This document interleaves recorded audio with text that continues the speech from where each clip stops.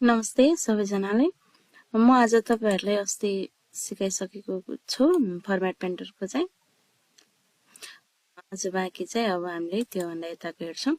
मैले पहिले नै रेडी बनाएर राखिसकेको छु। यहाँनिरको चाहिँ तपाईहरुले यो यसमा चाहिँ कपी पेस्ट कटको चाहिँ थाहा पाइहाल्नुहुन्छ। फर्मेट पेन्टरको इम्पोर्टेन्ट थियो त्यो सिकाइहाले। अब बाँकी चाहिँ यहाँनिरको यो फन्ट सेक्सन भित्रको काम छ है। फन्ट सेक्सन भित्रको अहिले चाहिँ सर्टकट कीहरु हेर्नुस्। यसको काम चाहिँ मैले अर्को भिडियोमा गरेर देखाइदिन्छु है। यो भनेको फन्ट फेस भन्छ। फन्ट फेस भनेको कन्ट्रोल शिफ्ट एफ गर्नुभयो भने यसको डायलग बक्स आउँछ। यहाँबाट पनि गर्न सक्नुहुन्छ है। अनि यसको फेरि फन्ट साइज भनेको छ। फन्ट साइजमा चाहिँ तपाईहरुले यहाँनिर छ 22 लेखेको छ नि, यसमा चाहिँ तपाईहरुले गर्न सक्नुहुन्छ। अनि बोल्ड अनि इन्क्रिज फन्ट साइज भनेको सर्टकटबाटै बढाउने घटाउने हो।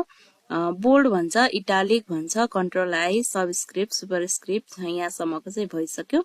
यो चाहिँ आफैले हुन सक्छ।